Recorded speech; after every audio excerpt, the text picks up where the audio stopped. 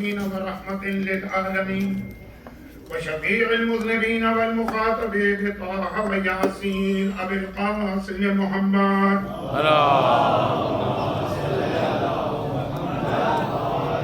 وآل الطيبين الطاهرين المعصومين المظلومين المكرمين الميامين الذين أذهب الله عنهم الرجس وطهرهم تطهيرا.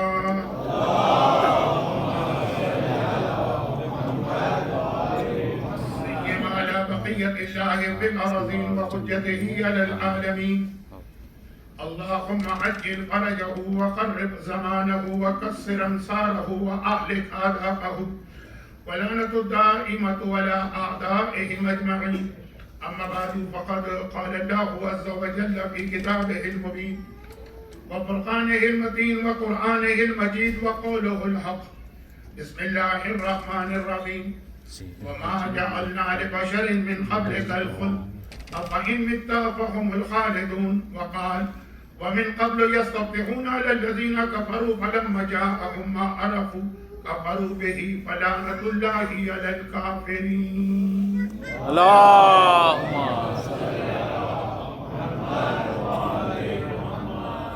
1448 ہجرہ کے ایام ازا کی یہ آخری دو مجالس، تیسری تو پھر جشن کی تقریر ہوگی. یہ آخری دو مجالس ہیں جو ہمارے یہاں سے میری مراد ہے کراچی. اس میں مرحوم علامہ رشید قرآنی علیہ مقامہ نے خود ایک اشرا قائم کیا تھا اور جب تک وہ حیات رہے، میں دو مجالس کہہ رہا ہوں، دو مجالس کو اشرا نہیں کہتے ہیں، لیکن یہاں کے حالات میں ویکینڈ کے علاوہ مجلسیں نہیں ہو پاتی، وہ پورا اشرا ہوتا تھا ماشاءاللہ. اور اس اشرے کا نام تھا عسکری گینگ. خود مرحوم علامہ رشید قرآنی وہ اشرا پڑھا کرتے تھے. تو اس کے بعد عام طور پہ یہ طریقہ کار ہے کہ ان تاریخوں میں خالی شہادت کی رات کو ذکر نہیں ہوتا ہے، بلکہ دو مجلسیں ہوں، چار ہوں، خمسہ ہو، جس امام بارگاہ میں جتنی مجلسیں ہوں ربیع الاول کے آخر میں، اس کا عنوان تقریباً یہی ہوتا ہے اور میرا بھی یہی ارادہ ہے. مگر دو وجوہات ایسی ہیں جس کی بنا پر ابتدا میں ذرا سا اس موضوع سے ہٹ کے بات کروں گا. پہلی وجہ تو یہ ہے کہ آج شب جمعہ.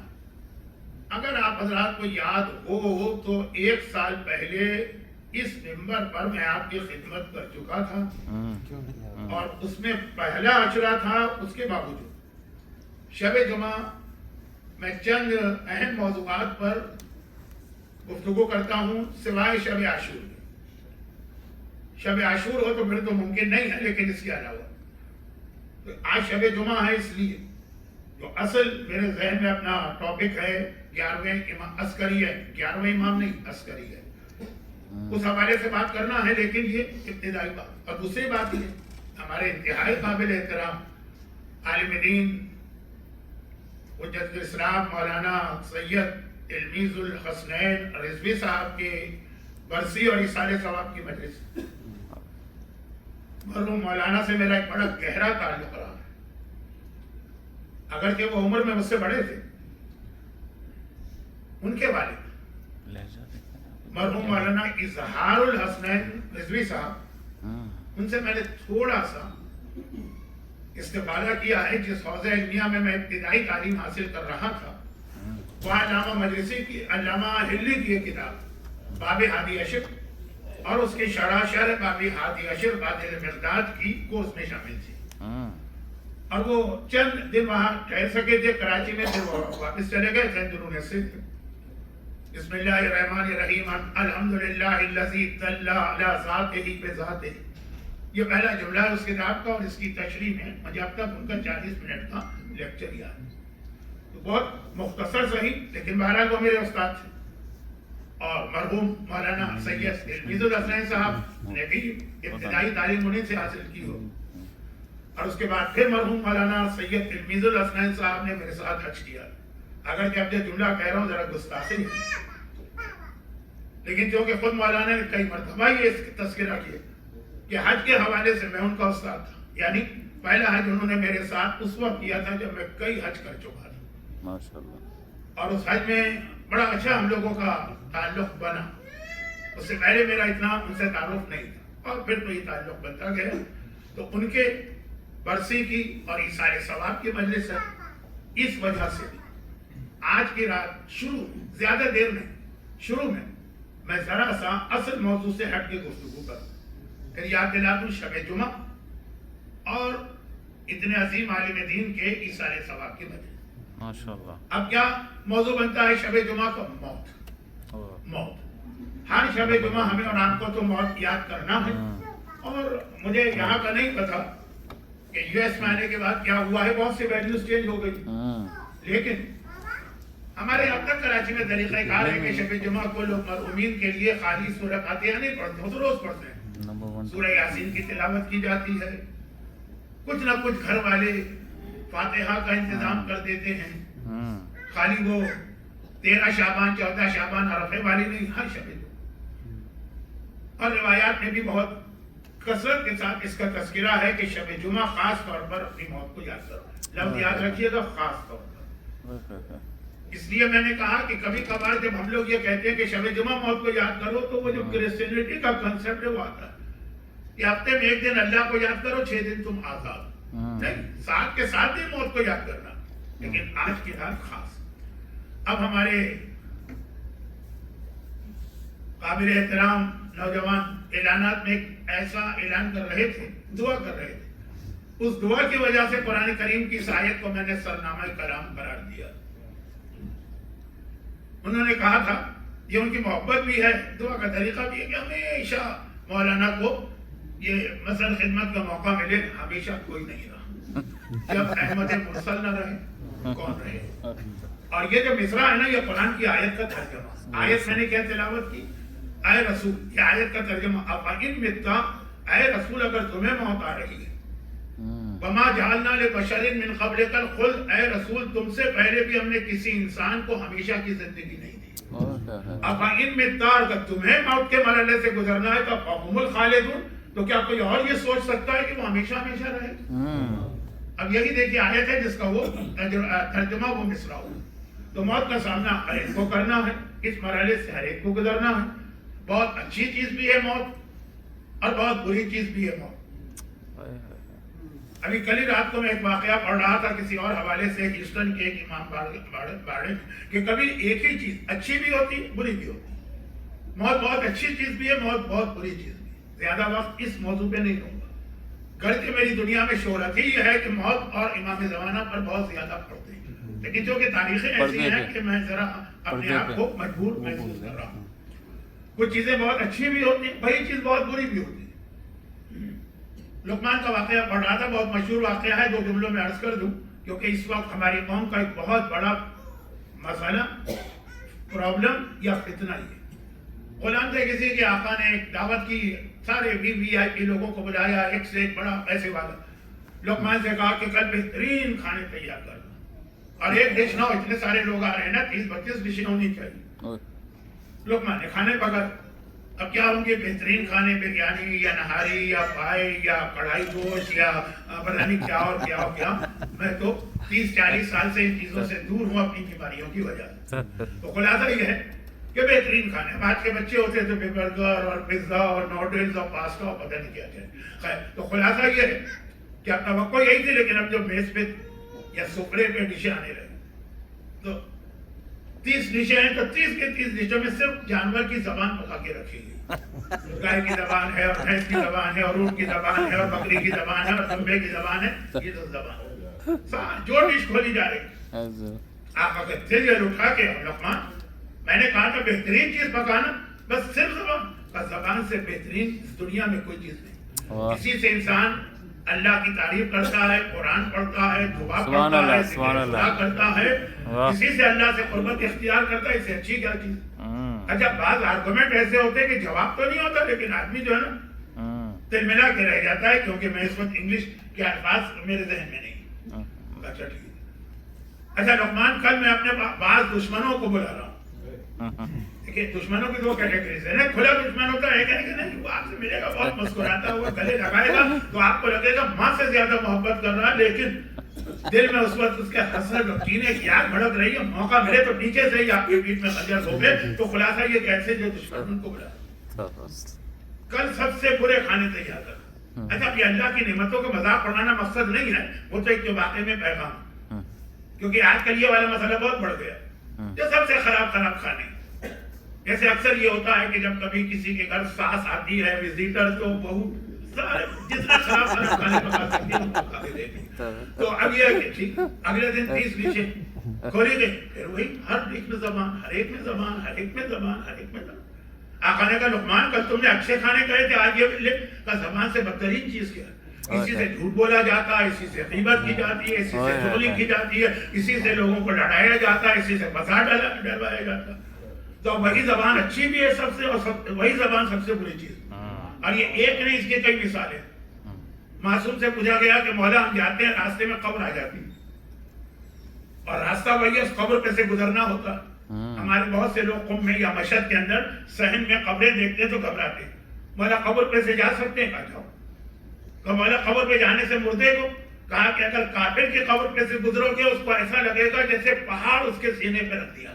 मोमिन का कदम काफिर के लिए इंतहाई अजियत हो, और अगर किसी मोमिन की कब्र से गुजरोगे, जैसे कुंभ में तो मोमिनों की कब्रें होंगी, तो उसे ऐसा लगेगा कि जैसे जैसे मसाज है ना, उसमें भी जिस्म को दबाया, लेकिन कितना मजा आता है ना, जिस्म दबाना जो है ना उसमें कितना मजा भी आता है। मोमिन को इतना राहत और सुकून मिल रहा होगा कि जब उसके जिस्म पर से मोमिन के कदम गुजर रहे हैं। अरे खुद जियारत में मौला के बारे में यही लफ्ज है, अस्सलामु अलैका या निअमतल्लाह अलल अबरार व निक़मतल्लाह अलल फुज्जार। मौला आपको हमारा सलाम, आप नेक लोगों के लिए अल्लाह की नेमत है, और फासिक और फाजिर के लिए आप ही अल्लाह का सबसे बड़ा अज़ाब। तो एक ही चीज अच्छी भी अच्छी, एक ही चीज मौत मोमिन के लिए बेहतरीन चीज है, और मुनाफिक और काफिर के लिए बदतरीन।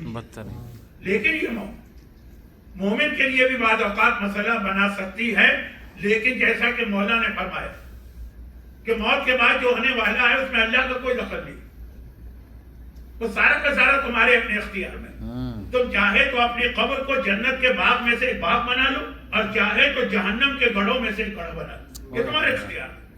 अल्लाह नहीं करता कि वो किसी की कब्र को जन्नत बना दे, किसी की कब्र को जहन्नम बना दे, इंसान खुद।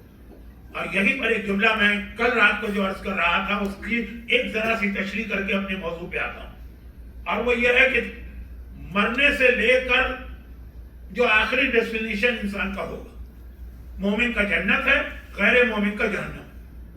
वो उस दरमियान कितने मरहलों से गुजरना। देखिए मलकुल मौत रूह कब्ज करेगा, बड़ा मुश्किल मरहला है, आसान नहीं। जो मैं जवानी में मजलिसें पढ़ता था वो कभी अगर आप सुन लेंगे हो सकता है बेहोश भी हो जाए। खैर आजकल लोगों पे इतना असर नहीं होता, उस वक्त की बात और थी। तो दूसरा, आपको यकीन नहीं आएगा, मैं जोक के तौर पे जुमला नहीं कर रहा, सच जुमला कर रहा हूँ, सच। वक्त तक मेरे पास पर्चा रखा हुआ है, मेरे रिकॉर्ड, और वो ये है कि मैं मजलिस पढ़ रहा था जवानी के बाद, तो बानिया मजलिस का पर्चा आ गया, एक रिक्वेस्ट, मौलाना हमने 100 आदमियों के लिए नियाज खाने का इंतजाम किया, 200 आ गए। खबर क्या, ऐसी मजलिस पड़ी है कि सबकी भूख मर जाए, और ये जो है हमें जो है शर्मिंदगी ना, बाकायदा सीरियस बात मैं कर रहा हूँ, तो पर्चा भी मेरे पास है, क्योंकि इस वक्त की मजलिसें ऐसी होती है। तो खुलासा ये कि अब ये मरहले जो थे इसकी तशरीह कभी सुनिएगा इस मौजू पर, लेकिन मुझे पता कि अगर इस मौजू पर ऐलान करके पढ़ूंगा तो कोई भी नहीं आएगा, वो आएंगे जिनको जरूरत नहीं है, यानी फरिश्ते। तो रूह निकालना एक मरहला, आसान भी मुश्किल। इसके बाद इशारे कब्र दूसरा मरहला। इसके बाद कब्र में जिंदगी जिसे बरज़ख कहते हैं, वमिन वराइहिम बरज़खुन इला यौम युबसून, मरने के बाद यौम युबसून यानी कयामत तक बरज़ख, तीसरा मरहला। इसके बाद खुद मैदान कयामत की हाजिरी, ओहो इतना मुश्किल मरहला कि मरहूम मौलाना सैयद तिलमीज़ुल हसनैन की वजह से जुमला भी याद आ गया कि मेरी उनकी असल मुलाकात पहली हज में हुई, और हज में एक दुआ बहुत ज्यादा मंगवाई जाती है, यानी इस्लाम हमसे कहता है ये दुआ पढ़ो बहुत ज्यादा, खास तौर पर कबूलियत दुआ की जो अहम तरीन जगह है ना वहां पे। अच्छा, कबूलियत दुआ की हज में अहम तरीन जगह क्या है? कहेंगे काबा। नहीं, काबा तो है सफा और मरवा, یہ دعا کی بہترین جگہ مانی گئی ہے. اور شب جمعہ کی وجہ سے ایک جملہ کہہ رہا ہوں. شب جمعہ میرا موضوع امام زمانہ بھی ہوتے تھے جس کا آج وقت نہیں ہے, لیکن ایک جملہ کہہ رہا ہوں. جب امام ظاہر ہوں گے تو امام زمانہ کہاں سے ظاہر ہوں گے؟ کعبے سے. پھر ایک ایک کر کے تمام معصوم آئیں گے نا. ہر امام دوبارہ آئے گا تو مولا علی کہاں سے آئیں گے؟ صفا مروہ سے. صفا اور مروہ کے درمیان سے مولا علی کا ظہور ہوگا, جو کعبۃ الارض جو مولا نے کہا میرا لقب ہے. لیکن سارے موضوعات بہت بڑے بڑے, بات کہیں سے کہیں جا رہی. تو صفا بہترین جگہ ہے دعا کی. بلکہ کئی دعاؤں میں یہ جملہ, اے خدا میں تجھے واسطہ دیتا ہوں تیرے ان اولیاء کا جنہوں نے صفا اور مروہ کے بیچ میں تجھ سے دعا مانگی. یہ بہت اہم جگہ. وہاں کی دعا کیا؟ اللہم اذلنی یوم لا ظل الا ظل عرشک. اے خدا اس دن مجھے اپنے عرش کے سائے میں جگہ دینا جس دن تیرے عرش کے سائے کے علاوہ کہیں کوئی سایہ نہیں. روز قیامت. اس کے بعد ہے قل الصراط. بال سے زیادہ باریک, تلوار کی دھار سے زیادہ تیز, آنکھ سے زیادہ گرم. ابھی میں مجلس پڑھ رہا تھا, میں جگہ کا نام نہیں لوں گا. مجھے یہاں پہ اس وقت 1 مہینہ ہو گیا ہے, 7-8 جگہ جا چکا ہوں. تو مولانا آپ وہ مجلس پڑھ رہے ہیں کہ لوگ اگلے دن آئیں, یا وہ مجلس پڑھ رہے ہیں کہ لوگ بھاگیں؟ میں نے کہا کہ میں تو بہرحال نہ بلانے کے لیے پڑھ رہا ہوں نہ بھگانے کے لیے پڑھ رہا ہوں. میں تو قیامت کے دن اپنا جواب دینے کے لیے پڑھ رہا ہوں کہ جو مومنین کے سامنے گئے ان کو پیغام دیا کہ نہیں. تو قل الصراط, بال سے زیادہ باریک, تلوار کی دھار سے زیادہ تیز, آنکھ سے زیادہ گرم. اور پھر یہ ہے کہ ایسا بھی نہیں کہ اتنا مشکل ہو تو تھوڑا سا فاصلہ یہاں سے وہاں آدمی کسی طرح پہنچ جائے. 1000 سال تو اس کی چڑھائی ہے, 1000 سال پھر فلیٹ ہے, پھر 1000 سال اترائی. اتنا قل الصراط, یہ بھی ایک مرحلہ. اور پھر آخر میں یا جہنم کیا جائے. تو اب خلاصہ یہ ہے کہ جتنے مرحلے ہیں نا, اس میں 2 ایسے ہیں جس میں مومن کو عذاب ملتا ہے, کافر کو نہیں ملتا. کافر کے لیے راحت و آرام, مومن کو عذاب ملتا. یہ جملہ میں نے پڑھا تھا اور آگے بڑھ گیا تھا. تو لوگوں نے کہا وہاں جہاں میں پڑھ رہا تھا کہ مولانا یہ آپ نے کیا کہہ دیا, کچھ سمجھائی. میں نے کہا سمجھانے کا وقت نہیں ہے, لیکن کل جا رہا ہوں مسجد علی نیو جرسی میں, وہاں کیونکہ موت کا موضوع شروع میں ہوگا, زیادہ نہیں شروع. تو اس میں اس سوال کا جواب بھی آ جائے گا. تو آپ سنیے, اللہ مومن کو عذاب نہیں دینا چاہتا. پوری کوشش کر رہا ہے کہ مومن پہ عذاب آ ہی نہیں. اللہ کی خواہش نہیں ہے, اللہ بچانا چاہتا ہے. وہ مومن خود ہی ایسی غلطی کر. لیکن عذاب کسے کہتے ہیں؟ عذاب کہتے ہیں بیماری کو. بہت کوشش کر رہا ہے ڈاکٹر کہ آپ بیمار نہ ہو, لیکن خود ہی انسان بے احتیاطی کرتا ہے. جو چیزوں پہ پابندی لگا دی گئی ہے وہی چیزیں کھاتا ہے. اب میں شوگر کا مریض ہوں, کتنی میرے اوپر ہر مہینے ایک ملاقات ہوتی ہے اسپیشلسٹ سے, یہ نہیں دسترخوان پہ بیٹھتے ہیں, ہاتھ بڑھ جاتا. نفس تو ہے نا. تو اب یہ اس کا قصور نہیں ہے ڈاکٹر کا کہ اگر وہ کبھی آگے سرجری کرے اور کبھی پیر کاٹ کے ڈائبیٹک پیشنٹ کا دیکھا ہے نا, یہ ہماری غلطی ہے. جملہ مجھے یاد آ گیا جو آج شاید برسی کی مجلس میں اچھا تو نہیں. مشتاق احمد یوسفی کا ایک مشہور جملہ ہے جو میں اکثر کوٹ کرتا ہوں کہ یہ عجیب بات ہے, دنیا میں جتنی مزیدار چیزیں آدھی مولویوں نے حرام کر دی, آدھی ڈاکٹروں نے حرام کر دی. تو اب یہ ہے کہ ڈاکٹروں کی حرام کی بھی چیزیں سمجھ میں آ جاتی ہیں, لیکن مولویوں کی چیزوں میں اعتراض ہوتا ہے کہ بھئی اتنے مزیدار چیزیں حرام. تو خلاصہ یہ اپنی غلطی ہوتی ہے, عذاب اپنی غلطی سے آتا ہے. تو اللہ چاہتا ہے عذاب آئی نہیں مومن, آئے ہی نہیں. ویسے تو اللہ چاہتا ہے کسی بھی نہ ہو. 1,24,000 انبیاء اسی کام کے لیے بھیجے گئے, 12 امام اسی کام کے لیے بھیجے گئے. لیکن پھر جو بد بچا کے مومن آیا نہیں. اب اس نے غلطی ایسی کر لی کہ اس پہ عذاب آنا لازم, اس جملے کی الگ تشریح. تو اب کیا چاہے گا اللہ, کم سے کم عذاب آئے بھی نا تو تنہائی میں, سب کے سامنے نہیں. میں یہاں کی بات نہیں کرتا کیونکہ یہاں تو ہر چیز الٹی, حتیٰ آپ کے جو سوئچ ہے نا یہ بھی الٹے جو ہے نا وہ آن اور آف ہوتے ہیں. لیکن ہم نے پاکستان میں دیکھا کہ اگر باپ کو اپنے بیٹے کو ڈانٹنا بھی پڑے تو کوشش کرتا ہے کہ پبلک میں اس کو نہ ڈانٹا جائے, گھر کی تنہائی میں سب جاتے ہیں. عزت ہوتی ہے اپنی بھی, بیٹے کی بھی, خاندان کی. تو اب یہ برزخ اور قل الصراط وہ جگہ ہے کہ جہاں پر تنہائی, پرائیویسی, صرف ہم ہیں اور اللہ ہے اور فرشتے. قیامت تو سب کے سامنے ہے.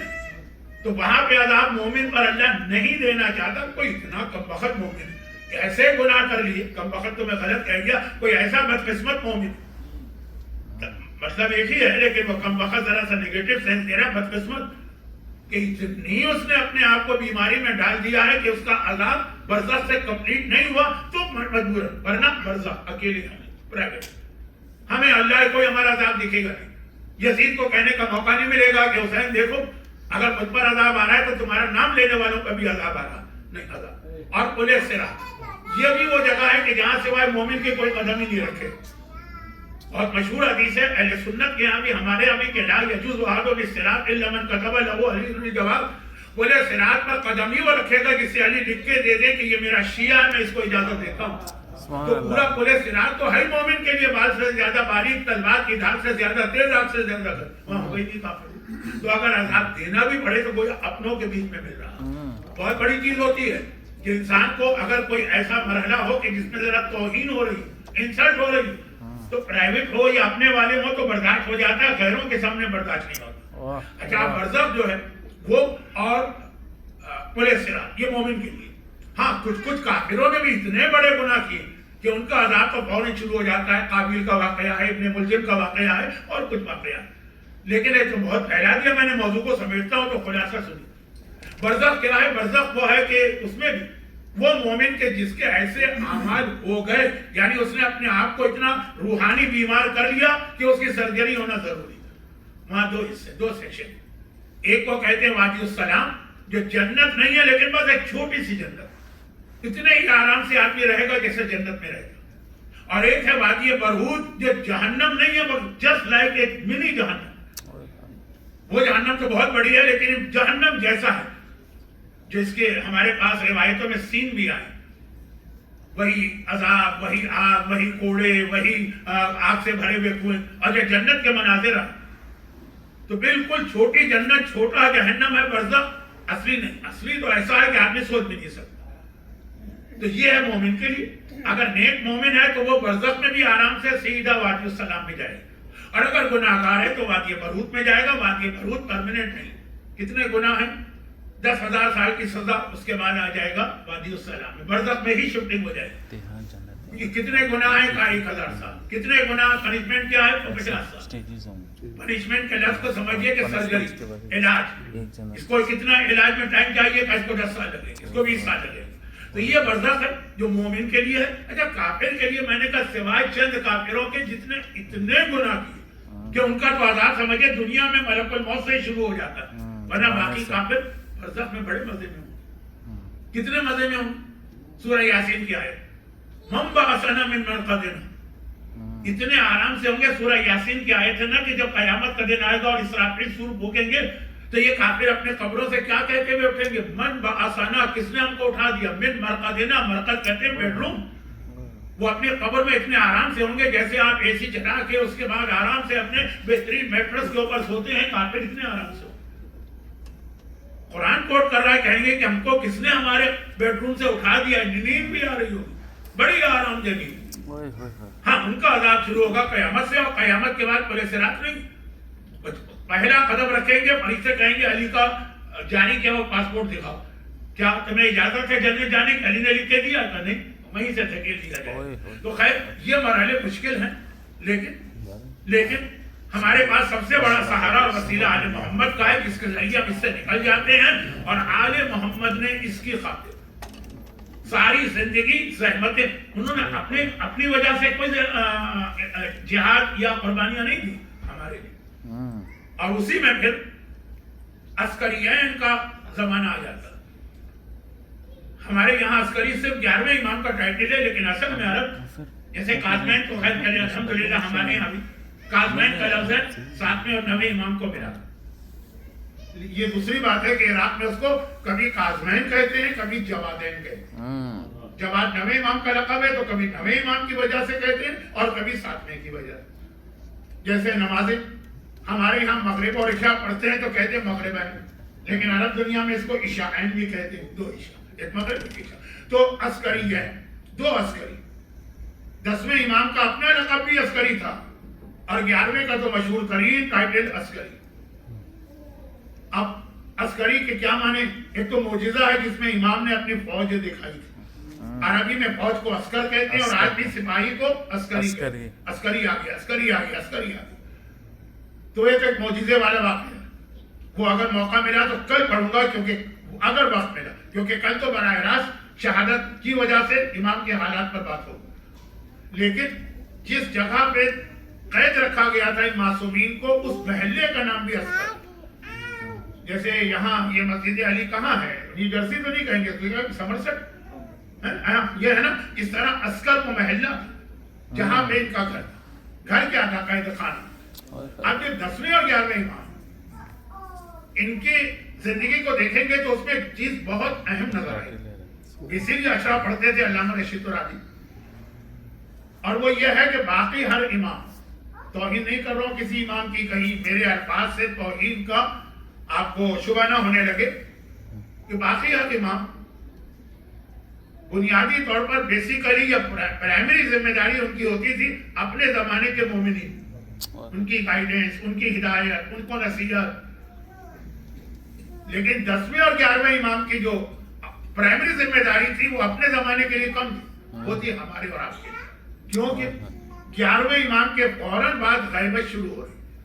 اور یہ تو ہم اس لیے کہتے ہیں کہ 12ویں کی امامت شروع ہو، ورنہ تو 12واں اپنی پیدائش کے پہلے دن سے ہی غائب ہے. 12ویں امام کی غیبت تو پیدائش کے دن سے ہی. ہاں ایک آدھ دفعہ تو وہ غیبت میں بھی لوگوں کے سامنے آئے. یہ علماء کے حالات کی بات نہیں کر رہا ہوں، شروع زمانے. تو ولادت کے بعد، بلکہ ولادت کے فوراً بعد ہی تو وہ جنت کے پرندے آ کے 12ویں امام کے گہوارے کو لے گئے تھے. اور نرگسِ خاتون پریشان تھی کہ میرا بیٹا کہاں غائب ہو گیا. 3 دن بعد آئے تھے. اور اس کے بعد بھی وہ ولادت کے بعد سے ہی غیبت میں.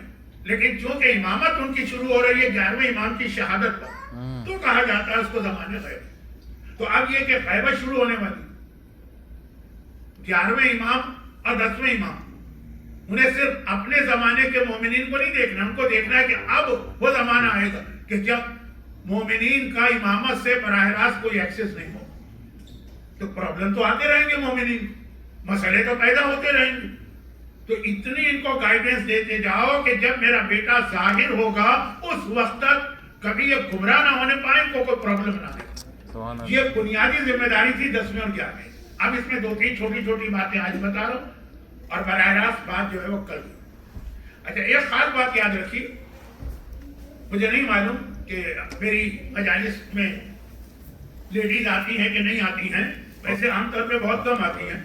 میرا تو نام ہی ہے اینٹائی ویمن، دشمن ہے جو مجلس ہوتی ہے ان کے خلاف. تو خلاصہ یہ ہے کہ خواتین کے لیے خاص طور پہ ایک میسج ہے، اور وہی ہے کہ 11ویں امام تذکرہ 11ویں کا ہی ہو رہا ہے، 10ویں کا بھی ان کے ساتھ ملا کر ہوگا، اس لیے کہ دونوں کی سیرت ملا کر ہے، الگ الگ نہیں. مگر چونکہ شہادت 11ویں کی ہے تو زیادہ ان کا 11ویں امام.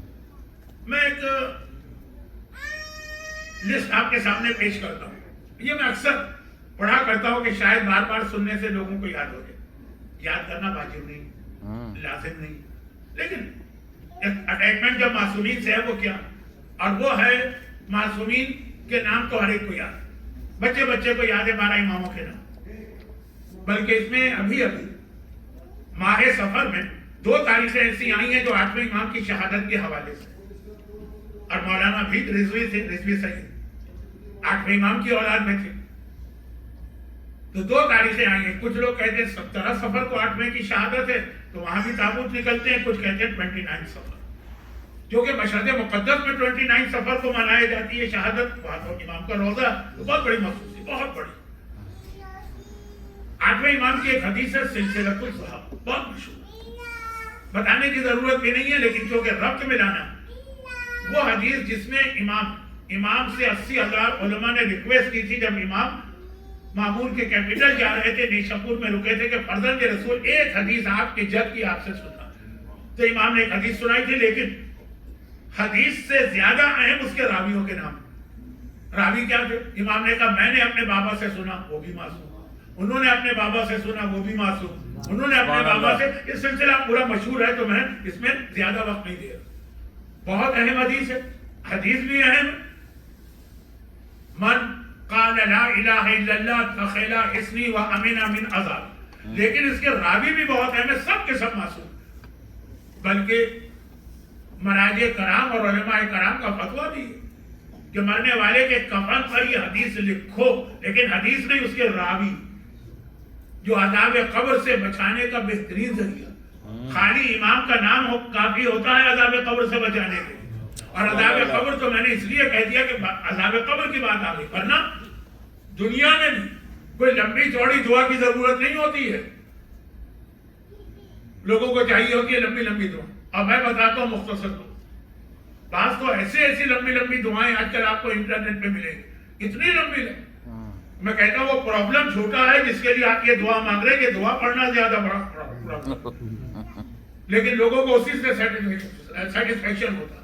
जैसे पाकिस्तान में अगर मैं किसी डॉक्टर के पास जाऊं और उससे कहूं मैं बीमार हूं, वो एक दवा लिख दे, कहेंगे कुछ नहीं आता है। दूसरे के पास जाओ 15 दवाएं लिखे, ये बहुत अच्छा डॉक्टर है, इसने हर तरह से मेरी बीमारी को कवर किया। तो इसी तरीके से कि मैंने एक लाइन की दुआ बता दी, मौलाना ये क्या दुआ, और दुआ आजकल हर एक को चाहिए, हर आदमी प्रॉब्लम है।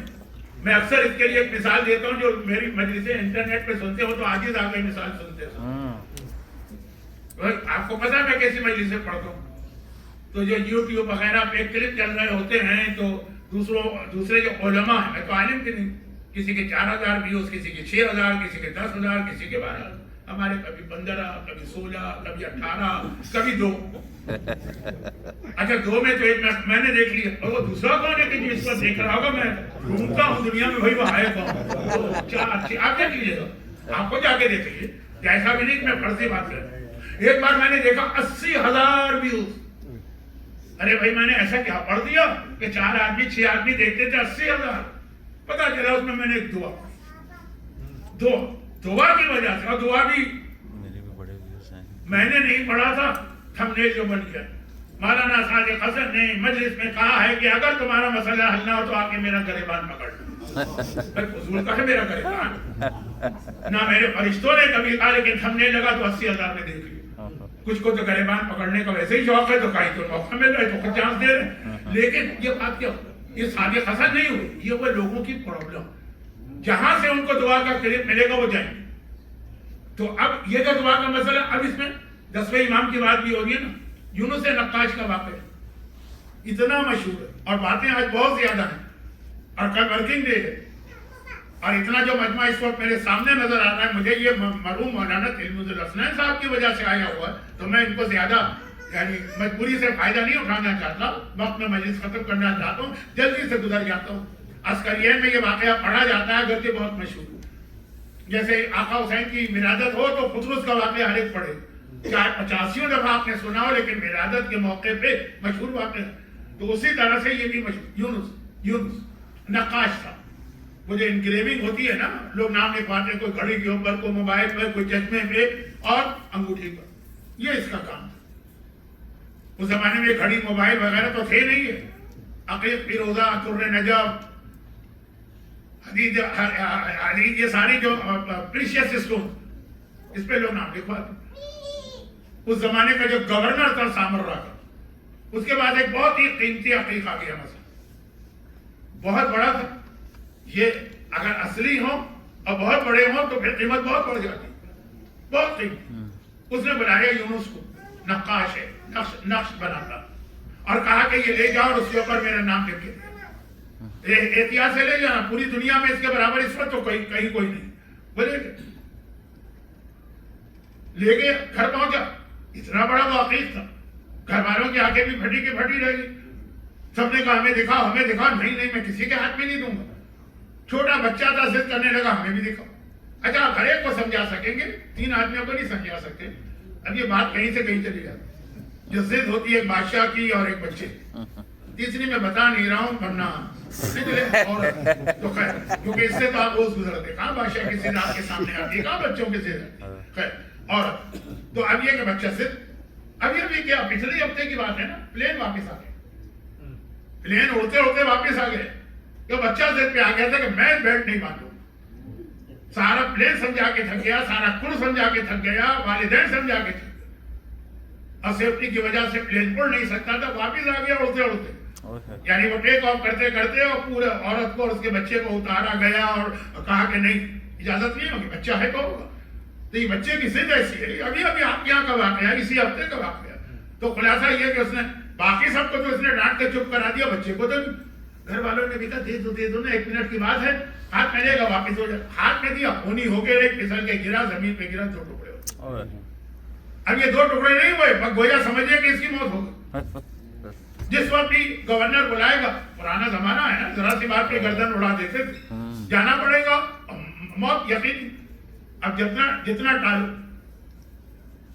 एक दिन खुला मांग गवर्नर ने बुलाया है, कहा आखिरी के बारे में बात करना है, फौरन आपको आदमी टालता है ना, अभी नहीं, लेकिन आ गया वो घबरा के घर से निकला, बराबर में 10वें इमाम का घर था, वहां गया, फर्जंद रसूल खुदा से, अब मैं जा रहा हूं मरने के लिए, आपको आखिरी ज़ियारत करने आए। मौत के बारे में तो कोई यकीन से नहीं कह सकता था भाई, ये क्या कहा तुम, पूरा वाकया बताया, कहा कोई बात नहीं, मेरा नाम लेके जाओ, नाम खैर, कोई लंबी चौड़ी बात नहीं, हम और आप तो बहरहाल दुआए तवस्सुल में फिर भी एक आध जुमला पढ़ते हैं ना, या वजियानिंदा या उनको वास्ता देते हैं, लेकिन वक्त सिर्फ मेरा नाम, चलो नाम तो ले लिया उसने, पहुंचे दरबार में गया, अजीब खबर भी, गवर्नर ने कहा वाकई नाम लिखा मेरा, कहा नहीं अभी तो नहीं लिखा, उसने कहा अल्हम्दुलिल्लाह, क्यों क्या हुआ, कहा मेरी 2 बीवियां, दोनों में लड़ाई हो, दोनों कह रही है कि अतीत मुझे चाहिए, अब मैं किसकी बात मानूं भाई, बादशाह हो कि गवर्नर हो कि औरत के आगे तो सभी हार जाते हैं ना, अब कह रहे मैं किसकी बात मानूं, आखिर मैंने फैसला किया कि इसके बराबर से 2 टुकड़े करके एक इसको दे दूंगा और एक इसको दे दूंगा, तो जाओ जाके उस अखीर के 2 टुकड़े बराबर से करो, और एक प्रेस का नाम लिख देना, एक प्रेस का नाम। अब जो वापस आया, अल्लाह ये मौजूदा कि यकीनी मौत टल गई, इमाम का सिर्फ नाम लेके मैं घर से बाहर निकला। सुभान अल्लाह। आप में से नजर नहीं आ रहा, आप में से अगर किसी को क्रिकेट से दिलचस्पी है ना, तो कल पाकिस्तान के जो टेस्ट हो रहा था लीड्स के अंदर 5-5 विकेटें 2 बॉलर्स ने ली थी, जो 5 विकेट लेता उसको बॉल दी जाती, अब यार 2 ने ली थी 5, क्या करें, करेंगे पूरे हाईलाइट की स्पोर्ट्स मीडिया की बराबर से उस बॉल को काटा गया, आधी बॉल एक को दी गई, आधी बॉल दूसरे को दी गई। तो अब ये जो है आखिर वहां किसी ने नाम नहीं लिया था इमाम का, ये तो मैंने कहा कि ऐसे वाकयात होते हैं, खाली नाम ही मासूम का ऐसा है कि आपका बड़े से बड़ा मसला है, जरूरत नहीं है कि हम आपको इतना सख्त अमल बताएं कि आप कर ही ना पाए, आपका इससे तो बेहतर वो प्रॉब्लम ही सही। सुभान अल्लाह। अब देखिए आज की मजलिस ऐसी है काबिल एहतराम आलिम दीन की, लेकिन कुछ जो ज़हन में आ जाए, आप लोग न्यू जर्सी में रहते हैं, यहाँ साइक्लोन और तूफान और टॉर्नेडो पता नहीं क्या क्या आते रहते हैं, बहुत ज्यादा आते हैं। मैं भी आज एयरपोर्ट पे था तो यूनाइटेड एयर का वो मैसेज आया कि मौसम खराब होने के चांसेस है, आपकी फ्लाइट डिले होगी, तो अगर आप चाहें तो हम आपको नेक्स्ट डे भेज देंगे बगैर किसी एक्स्ट्रा चार्ज। तो ये बहुत ज्यादा आपके यहाँ होता है, 3-3 दिन एयरपोर्ट बंद है, हजारों फ्लाइटें कैंसिल। तो ऐसा ही कोई ऐसा खतरनाक किस्म का तूफान किसी इलाके में आने वाला, पहले से पता चल गया। उनका छोटा बच्चा, बड़े तो जान बचा लेंगे, बच्चे के बारे में फिक्र, इन्होंने ये बच्चा दूसरे शहर में अपने घर वाले अपने रिश्तेदारों को भेजा कि भाई इसको रख लो, क्योंकि यहाँ बड़ा खतरनाक किस्म का एक तूफान या साइक्लोन या टॉर्नेडो पता नहीं क्या क्या आने वाला, भेज दिया। अब बच्चा तो था बड़ा हाइपर किस्म का, बहुत शरारती, एक लम्हे ना बैठे आराम से। 2 दिन के बाद उनका मैसेज आ गया कि बच्चा वापस ले लो, तूफान हमारे पास भेजा। अभी ऐसा होता है कि वो इतना बड़ा प्रॉब्लम होता नहीं है जितनी सख्त दुआ बता दी जाती, तो छोटी सी दुआ इमाम करना। और ये तो तारीख में है, यूनुस नक्काश का वाकया जाके चेक कर लीजिए। लेकिन बात ये हो रही थी कि ये जो मासूमीन के नाम है कफन पे लिख लो, अज़ाब कब्र से महफूज हो जाता है इंसान, मुस्तहबात में शामिल। अलबत्ता याद रखिएगा कि हर चीज में शरीयत की नॉलेज जरूरी है। कफन के किस हिस्से पे लिखा जा सकता है, किस पे नहीं लिखा जा सकता, वो एक अलग बहस है। ना मेरे पास वक्त है, ना मेरा ये मनसब है, और ना ही मुझ में ये हिम्मत है कि हुज्जतुल इस्लाम मौलाना सैयद रिजवी साहब के होते हुए मैं मसले शरी में जबान खोलूं। आगे बढ़िए अगला मरहला ये है कि मासूमीन के नाम तो याद है, मासूमीन की माओं की भी अहमियत और बहुत अहमियत। मैंने कहा वाजिब नहीं है, लेकिन जरा उनके नाम भी कभी सुन लिया करें। मैं एक सिलसिला आपको सुना रहा हूँ किसी खास वजह से। हजरत आमिना आपको मालूम, रसूल खुदा की वालिद। इसके बाद नाम आता है फातिमा बिन्त असद मौलाना, उसके बाद नाम आता है खदीजा ताहिरा शहजादी की मां। 3 नाम हर एक को पता है। इसके बाद खुद शहजादी का नाम आता है, क्योंकि इमाम अली के बाद दूसरे और तीसरे इमाम की वालिद। इसके बाद जनाब शहरबानों का नाम आता, हर एक को मालूम, चौथे इमाम। इसके बाद फिर इमाम हसन की बेटी जिनका नाम भी फातिमा, उनका नाम आता है, जो चौथे इमाम से शादी हुई थी, कजिन मैरिज। पिछले साल भी मैंने कजिन मैरिज पे 2 जुमले कहे, जो 5वें की वालिदा, उनका नाम भी आ जाता है, क्योंकि چوتھے امام کی شہادت کی مجلس میں ایک واقعہ پڑھا جاتا ہے نا کہ پانچویں امام کنویں میں گر پڑے تو ان کی ماں فریاد کر رہی تھی، وہ یہی تھی، امام حسن کی بیٹی۔ چلیں اتنا مشہور نہ ہو لیکن تھوڑا بہت آئیڈیا۔ اب اس کے بعد سے وہ نام شروع ہو رہے ہیں جو بہت کم لوگوں کو معلوم۔ پھر کہہ دو واجبات میں نہیں، پانچویں امام کی والدہ فاطمہ بنت حسن مجتبی، چھٹے امام کی والدہ ام فروا۔ اب آج کل ان کا نام بھی مشہور ہو گیا کیونکہ دشمنان اہل بیت نے کہنا شروع کیا کہ تمہارا امام تو ہمارے خلیفہ کی اولاد۔ ام فروا جو ہیں وہ پر پوتی ہیں حضرت ابو بکر، لیکن غلط ہے، رشتہ وہاں سے نہیں ملے، محمد ابن ابی بکر کی پوتی ہے۔ محمد ابن ابی بکر سے رشتہ ملتا ہے، محمد ابن ابی بکر کا سرایہ قابل احترام خاتون میں ام فروا، چھٹے امام کی والدہ، وہ کربلا والی نہیں، چھٹے امام کی والدہ۔ ساتویں کی والدہ ام حمیدہ۔ یہ نام بھی تھوڑا تھوڑا میری مجلسوں میں اس لیے آتا ہے کہ انہوں نے وہ حدیث چھٹے امام سے نقل کی کہ جب امام دنیا سے جا رہے تھے آخری جملہ کیا تھا؟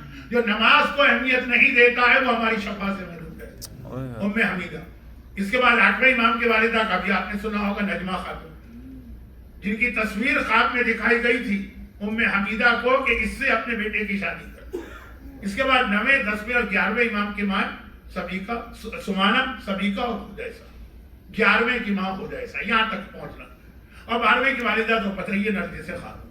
اب یہ جتنی خواتین ہمارے پاس، ان میں جناب حدیثہ 11ویں امام کی والدہ، 11ویں امام کے حوالے سے بات کر رہا ہوں تاریخ کی مناسبت، یہ باقی تمام ان خواتین سے چند چیزوں میں بہت مختلف، کن خواتین سے ساری قابل احترام۔ اچھا یہ وہ ہیں کہ جن کا نام تو نہیں، تذکرہ ہر دفعہ شب جمعہ کرتے ہیں زیارت والد صاحب، اشہد انک کنت نورا فی الاسلام الشامخہ والارحام المطہرہ، مولا میں گواہی دیتا ہوں کہ آپ نور تھے بلند بزرگوں کے صلب میں اور پاک و پاکیزہ ماؤں کے رحم میں۔ یہ ہے پاک و پاکیزہ ماؤں، یہ سلسلہ آمنہ سے نرجس تک۔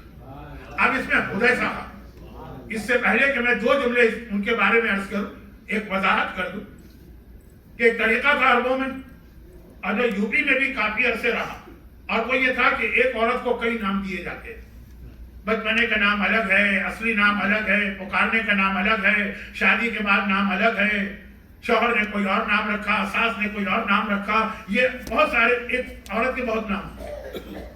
ہمارے یہاں بھی سسرال میں آتی تھی تو ساس الگ ایک نام دیتی۔ معصوم کی ایک حدیث بھی ہے، اس حدیث کی وجہ سے بھی لوگ اپنی بچیوں کے 2 نام رکھتے ہیں۔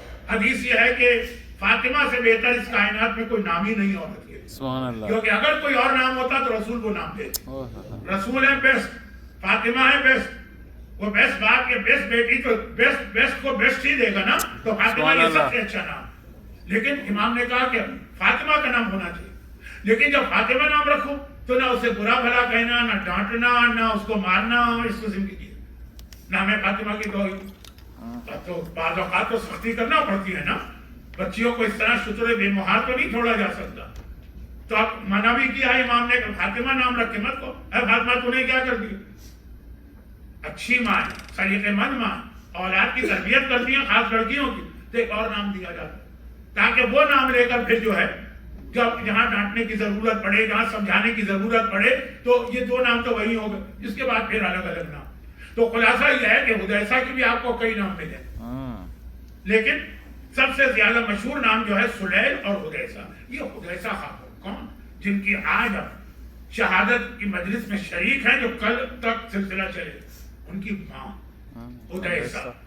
اب ان کے بارے میں سب سے پہلی بات تو یہ سمجھ لی کہ جتنے بھی میں نے نام لیے معصومین کی ماں، یعنی جتنے بھی معصوم ہیں، کتنے ہیں؟ 14 میں سے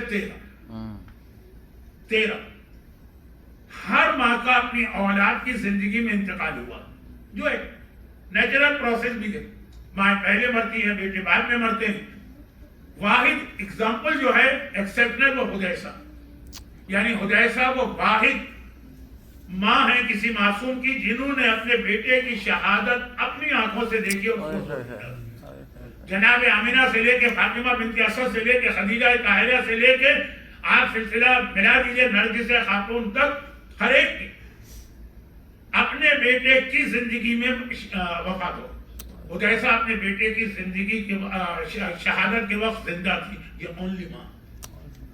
اور دوسری بات یہ یاد رکھیے کہ جتنی مائیں معصومین کا لفظ نہیں کہہ رہا ہوں، اماموں کا 12 پہلے 10 امام سب کی مائیں مدینے میں دفن. ہمیں بہت سی کی قبروں کا پتہ نہیں، لیکن یہ پتہ ہے کہ مدینے سوائے 2 معصومین، ایک 11ویں کی ماں حدیثہ اور ایک 12ویں کی ماں نرجس. نرجس کی قبر تو سامرہ میں ہے، لیکن اسی ذریعے کے ساتھ حدیثہ خاتون کی بھی قبر. یہ صرف 2 ماں ہیں جو مدینے کے علاوہ کہیں اور دفن.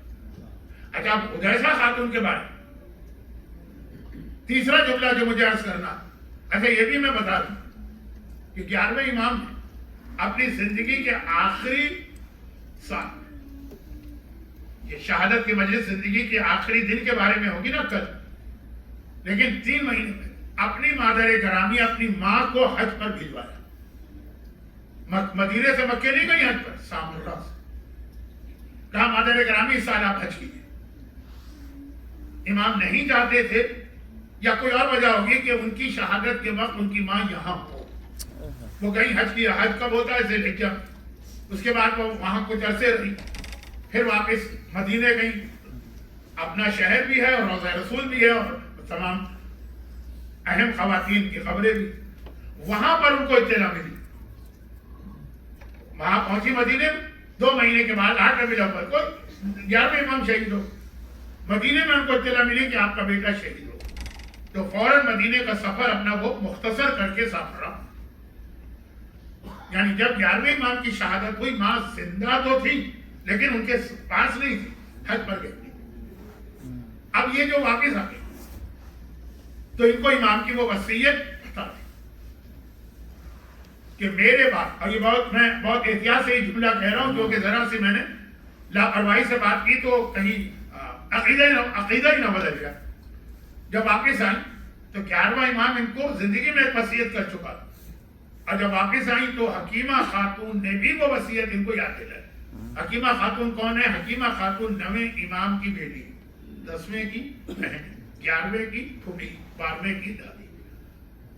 یہ وہی خاتون ہے 15 شعبان کو 11ویں نے روکا تھا کہ آج آپ اپنے گھر میں جائیے افطار کے بعد، آج میرے یہاں بیٹا پیدا ہونے والا. امام زمانہ کی ولادت کی سب سے بڑی گواہی حکیمہ نے دی. بہت اہم خاتون، لیکن بات میں بہت پھیلا رہا ہوں، اس کو سمجھنا بھی تو ہے نا. تو خلاصہ یہ ہے کہ حکیمہ خاتون 9ویں امام کی بیٹی ہیں اور 10ویں کی بہن ہے اور 11ویں کی پھوپھی. تو اب جو حدیثہ ہیں ایک طرح سے ان کی بہو بنی، انہوں نے بھی وصیت یاد کی. وہ کیا تھی؟ یہ 11ویں امام نے کہا تھا کہ میرے بعد امامت کی ساری ذمہ داریاں حدیثہ انجام دے. 12واں تو غیبت میں، وہ 4 نائب رکھے تھے امام نے، لیکن وہ کل آئے گی بات کہ وہ کیوں رکھے. اچھا، اب مومنین نے کرا 11ویں امام شہید ہو گئے، ابھی حدیثہ خاتون سفر میں. اس زمانے کے مومنین پہنچے جناب حکیمہ خاتون کے پاس، یہ خاندان کی سب سے بزرگ، اور کہا کہ آپ کا بھتیجا تو دنیا سے چلا گیا اور اس کے بعد والے امام غیبت میں. تو اس وقت امامت کی جو ذمہ داریاں، جو امامت سے ریلیٹڈ ہمارے مسئلے، وہ کس سے پوچھیں؟ کہا انتظار کرو، میری بہو آ رہی ہے حدیثہ، میرا بیٹا اس کو، یعنی میرا بھتیجا اس کو امامت کی ذمہ داریاں دے کے گیا. تاریخ میں یہ لکھا کہ فوراً شیعوں نے سوال کیا کہ کیا عورت امام بن سکتی؟ امام نہیں بن رہی ہے، امام کی طرف سے امامت کی ڈیوٹیز انجام دے رہی ہے. بہت بڑا عہدہ ہے. پوچھا کہ کیا عورت کو امامت کی ڈیوٹیز انجام دے سکتی؟ میں نے کہا نا خواتین توجہ سے سنیں. چند الٹے سیدھے اعتراضات سن کے یہ نہ سمجھے کہ Islam is the religion for men not for women. میراث میں آدھا حصہ ملتا ہے، طلاق مرد دے سکتا ہے، گواہی میں 2 مرد 1 عورت، 2 عورتیں 1 مرد، یہ 2-4 مسئلے سن کر مجھے پتا ہے کہ جو یہ مسئلے سن کر ڈس ایگری کرتی ہیں وہ ہم جیسوں کے مجلس میں کیوں آئیں گی. لیکن میں عرض کر رہا ہوں کہ کس طرح پروپیگنڈا ہوتا ہے امامت کی ذمہ داری. اب ان شیعوں نے سوال کر لیا حکیمہ خاتون سے کہ شہزادی ہاؤ اٹس پاسبل کہ امامت کی ساری ڈیوٹیز جو ایک عورت کو دی جائے. تو یہ جواب دیا تھا، اور اس جواب کے اندر جو ان کو نسبت دے دی گئی تھی نا، اس سے اندازہ ہوگا کتنی عظیم خاتون. کہا کہ میرے بیٹے نے وہی کیا جو ہمارے جد آقا حسین نے کیا تھا، آقا میں کہہ رہا ہوں، جو ہمارے جد امام حسین نے کیا تھا کہ کربلا میں امامت کی ساری ذمہ داریاں زینب کبریٰ کو دے کے گئے. زینب نے امامت کی ذمہ داریاں اتنے عرصے میں انجام دی جب تک کہ سجاد مدینے پہنچ کے صحت مند نہیں ہو. سبحان اللہ. جناب زینب سے شباہت دی جا رہی ہے حدیثہ خاتون. گرچہ شباہت مکمل نہیں ہوتی ہے، لیکن یہ جملہ کہتے نا کہ یہ حدیثہ ایسی ہی ہیں جیسی زینب بنت علی تھی، یعنی ثانیہ زہرا تھی.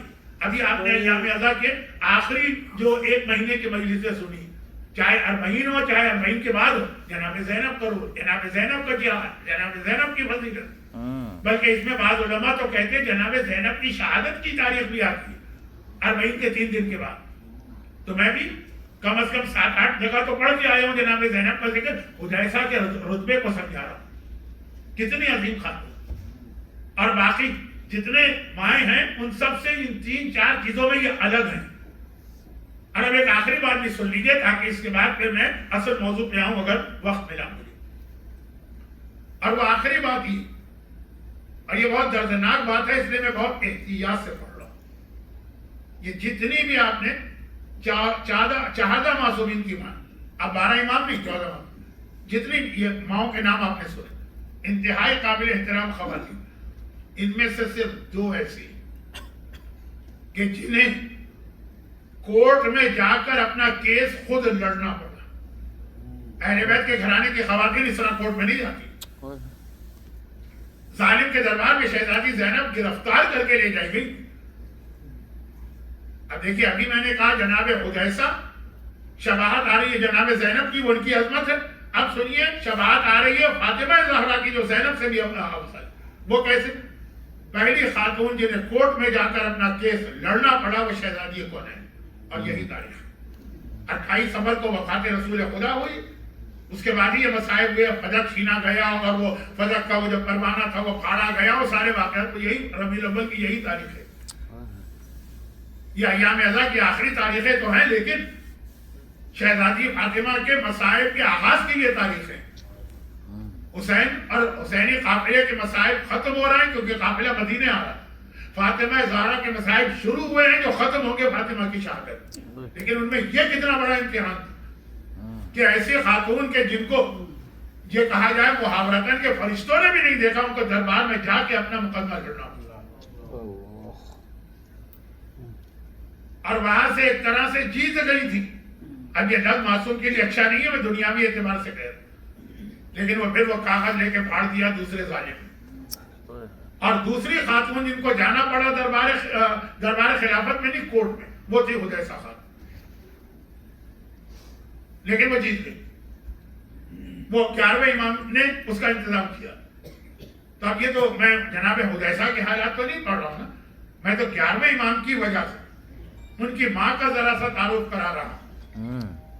آج کل ایک جملہ بہت مشہور آغا افشارقی کا واقعہ، میں نے بہت پڑھا تھا، لیکن اب سب پڑھ رہے ہیں تو میں نے پڑھنا بند کر دیا. آغا افشارقی اپنے زمانے کے عظیم ترین مراجع میں سے ایک تھے. لیکن بعض بڑے مراجع کی بدقسمتی یہ ہوتی ہے، یہ لفظ میں ایسے ہی کہہ رہا ہوں، کہ ان کو اپنے زمانے میں اپنا ہی جیسا اتنا بڑا مرجع مل جاتا ہے کہ اس دوسرے مرجع کی وجہ سے ان کی طرف سے لوگوں کی توجہ ہٹ جاتی ہے. آغا افشارقی کا زمانہ تھا، وہ آغا شیرازی کا جنہوں نے تمباکو حرام ہونے کا فتویٰ دے کر برٹش امپائر کے منہ پہ ایسا تھپڑ مارا کہ وہ 1 گھنٹے کی مجلس بن جائے. دونوں ایک زمانے میں ایک ہی جگہ رہتے تھے. چنانچہ ہمارے یہاں آغا افشارقی کا نام نہیں ہے. انہوں نے جو خاص ایک بات بتائی کہ جب امام زمانہ کو خصوصی طور پہ پکارنا تو ہمیشہ ان کی ماں نرجس کا واسطہ دے کے پکارو، کیونکہ کوئی غیرت مند بھی اپنی ماں کا نام سن کے پھر آرام سے نہیں بیٹھتی. پورا ایک واقعہ بھی ہے جو کووڈ کے درمیان بھی ہم لوگوں نے پڑھا تھا. 11واں امام اور ان کی ماں حدیثہ. اچھا یہ دربار میں کیوں گئی تھی؟ دربار نہیں، میں بار بار کہہ رہا ہوں، شہزادی جس دربار میں گئی تھی وہ دربار کوٹ بھی تھا. یہ گئی تھی گورنر سامرا کے بعد. 11ویں کی شہادت ہو گئی. 12واں ان کا بیٹا ہے لیکن کسی کو نہیں پتا. تو 11ویں کے بھائی جناب جعفر. اب میں جناب جعفر کہوں نہ کہوں یہ کنٹروورسی. भाई है ना 11वें जाफर, जिनको जाफर कज़्ज़ाब भी कहा गया, जिन्हें जाफर तव्वाब भी कहा गया, जिनको खाली जाफर भी कहा गया। दुनिया भर के नकवी सादात इनकी औलाद में, जिन्होंने ये दावा किया था कि 11वें की कोई औलाद नहीं है तो मैं इनके बाद इमाम। 12 का फिगर तो पूरा करना। फिर आप वाकया सुनते हैं, कल भी सुनेंगे कि ये कहकर ये अपने भाई 11वें इमाम की नमाज जनाजा पढ़ाने आगे बढ़े। तब 12वें इमाम ने गैबत का पर्दा छोड़ दिया, बाहर निकल के आए थे, बाजू से पकड़ के खींचा था, चचा आप ये नमाज नहीं पढ़ा सकते, नमाज पढ़ाना मेरा हक, वो जाओ। लेकिन उन्होंने पब्लिक से तो यही कहा था ना कि कोई बेटा नहीं है मेरे भाई। 11वें इमाम लागलत। अब जब 11वें की शहादत हो गई तो एक तो नमाज जनाजा का मसला था, वहां पे 12वें ने पर्दा गैबत तोड़ दी कि नहीं, ये बर्दाश्त नहीं हो सकता है कि मेरे बाप की नमाज कोई गैर इमाम पढ़ा, मैं पढ़ाऊंगा, इतना अहम मसला। लेकिन बाहर तो जाकर यही कहते फिर रहे। उन्होंने जाकर कोर्ट से ऑर्डर लिया कि मेरा भाई बगैर औलाद के मरा है, इसलिए मैं उसका वारिस, यानी उसकी सारी प्रॉपर्टीज मुझे दी जाए। एक मसला है शिया और सुन्नी के दरमियान इख्तिलाफ, उसको बयान करने का वक्त नहीं। हमारे यहाँ यह है कि माँ जिंदा हो ना तो सारी प्रॉपर्टीज को मिलती, भाइयों का कोई हक नहीं। अहले सुन्नत के यहाँ यह कि नहीं, माँ का छठा या तीसरा हिस्सा वो ले ले, बाकी भाइयों को मिले। जाफर ने उसी एतबार से केस किया कि उनकी माँ जिंदा है, वो अपना छोटा सा हिस्सा ले ले, बाकी मेरा, क्योंकि मेरा भाई लापल है। तब हुदैसा खातून कोर्ट में गई और ये साबित किया था कि ये मेरा हक है। वो सारी जायदाद कोर्ट ने जाफर को जो दे दी थी, कब्जा नहीं दिया, ऑर्डर जारी हो रहा था, वो ऑर्डर कैंसिल करके इनको दे दो। हुदैसा खातून का कोर्ट में जाना खुद, यानी वो तो छोड़िए, लेकिन पाकिस्तान की बात कर रहा हूँ, इंडिया की बात कर रहा हूँ। हमारे यहाँ घरों में बैठने वाली औरतें अगर किसी जीनियन केस में भी कोर्ट में जाना पड़े, बड़ी तौहीन और बेइज्जती समझी जाती है खानदान। और ये तो खानदान अहले बैत की बहुमत, लेकिन जाना पड़ा। लेकिन जब वो जा रही थी ना, उस वक्त इमाम जमाना ने दोबारा गैबत का पर्दा तोड़ दिया। बाहर निकल के आए अपने चचा जाफर के पास, कहा जाफर आपने मेरी दादी के ऊपर केस किया है, ये कि जायदाद मुझे दिलवाई है, आपको पता नहीं कि आप झूठ बोल रहे हैं, ये उनका हक है, ये उन्हीं को मिले। और ये कह के दोबारा गैबत में चले गए। अब मेरा जुमला सुनिए, 11वें इमाम की नमाज जनाजा इतना बड़ा मसला था जिसके लिए बाद में अपनी गैबत तोड़ी, और जनाब हुदैसा खातून का हक इतना बड़ा मसला था, इसके लिए भी उन्होंने अपनी गैबत तोड़ी। लेकिन असल जुमला तो इसके बाद है, 12वें ने 11वें की वजह से एक बार गैबत तोड़ी है और अपनी दादी हुदैसा की वजह से 2 बार गैबत तोड़ी। दूसरी बार कब? इसी वाक़े जनाब हुदैसा खातून का फिर इंतकाल हो गया। जब इंतकाल हो गया तो जनाब जाफर ने फिर एक दफा हंगामा कर दिया और उन्होंने कहा कि मैं इनको इस घर में दफन नहीं होने दूंगा, ये तो मेरा घर है, मेरी प्रॉपर्टी। फिर इमाम जमाना गैबत का पर्दा तोड़ गया और कहा कि चचा मैंने आपको पहले भी बताया था, ये मेरी दादी का हक है, ये उनका घर था और मेरा घर है, मैं औलाद, आपका कोई हक नहीं, चुनांचे मेरी दादी यही दफन होगी। ये हुदैसा खातून है जिनकी खातिर एक बार नहीं 2 बार इमाम जमाना ने अपनी गैबत तोड़ दी। उनका हक दिलवाने के लिए भी बहुत अहम खातून है खानदान अहले बैत की। अच्छा, खानदान अहले बैत में जब इनका जिक्र होता तो इनका नाम तो लिया ही नहीं जाता है, हमेशा कहा जाता है जद्दा। दादी नहीं फरमाया, दादी नहीं फरमाया। जैसे हम लोग जब कहेंगे जद्दा तो हमारे जहन में शहजादी फातिमा आती, हुदैसा बहुत अहम। उनके यहाँ 10वें ने शादी की और ये 11वें इमाम पैदा हुए। लेकिन यहाँ पर हुआ क्या? यहाँ पर हुआ यह था कि 11वां इमाम तहरीर एक लिख के गया था कि ये मेरी सारी प्रॉपर्टी मेरी माँ को मिलेगी। तो वो जो अहले सुन्नत का मसला कोर्ट में था वो इसलिए आगे नहीं बढ़ा, लिख के दे के गए। ये 11वें ने तैयारी कराई थी अपनी माँ का हक दिलवाने के लिए। नहीं, ये 11वें ने एक सिस्टम कायम किया था हमारे और आपके लिए कि मैं जा रहा हूँ दुनिया से, मेरे बाद मेरा बेटा गैबत में होगा, तो मेरे शियों को तो बार बार मसले पेश आएंगे, उनको ऐसे ही छोड़ के चलेगा। क्योंकि आपकी जो जरा भी रिस्पॉन्सिबल बाप है, मसलन पाकिस्तान में आपकी औलाद है और आपको यहाँ आना पड़े, उसको छोड़ के आप वहाँ हैं, किसी को आप सरपरस्त मुकर्रर करके आते हैं। बड़े बड़े बच्चे हो तो अलग बात है, छोटे बच्चे भाई मेरी एक्सेस में इनका ख्याल करते रहे। एक आम सा बाप यह ख्याल करता है 11वां इमाम अपने शियों को अपने बेटे के गैबत में ऐसे छोड़, کہ بھائی میں تو جا رہا ہوں، میرا بیٹا غیبت میں ہے، تم آزاد. جس کا جو دل چاہے وہ نظریہ قائم کرے، جو دل چاہے وہ ہانک دے، جو دل چاہے وہ بک دے. یہ میرے الفاظ منبر کے شان کے خلاف ہیں، لیکن آج کل جو بکواس ہو رہی، یہ یوٹیوب، یہ انسٹاگرام، یہ ٹک ٹاک، یہ فیس بک، یہ واٹس ایپ، واجبات کے مسئلے میں جس کا دل چاہ رہا ہے آگے بڑھ کے، کوئی اپنی منطق ہانک رہا ہے، کوئی اپنا فلسفہ ہانک رہا ہے. ساری زندگی معصومین نے کہا کبھی دین میں قیاس نہ کرنا، اپنے عقلی گتے لگا رہے ہیں. اور یہاں آج ہر مومن یہی کام کر رہا ہے. ہر سے مطلب ہے کہ اکثریت، کیونکہ ہاتھ میں ایک موبائل آ گئے. پتہ نہیں یہ محاورہ آپ کی سمجھ میں آئے کہ نہ، لیکن وقت نہیں ہے کیونکہ اب تو 1 گھنٹہ ہو رہا تھا. بندر کے ہاتھ میں اسطورہ لگ جاتا ہے تو وہ کیا کرتا ہے؟ ہر ایک کا گلے ہی کاٹتا پھرتا ہے. وہی اس وقت ہمارے یہاں موبائل فون کی حالت. واجبات کا مذاق اڑایا جائے، حرام کو حلال کیا جائے، نمازوں کو بدلا جائے، دین کے طے شدہ اصولوں کے اوپر بحث کی جائے. اور اگر کبھی کچھ اور سمجھ میں نہ تو جس کا دین سے تعلق ہی نہیں، ان مسئلوں کے تو بحث شروع ہو جائے.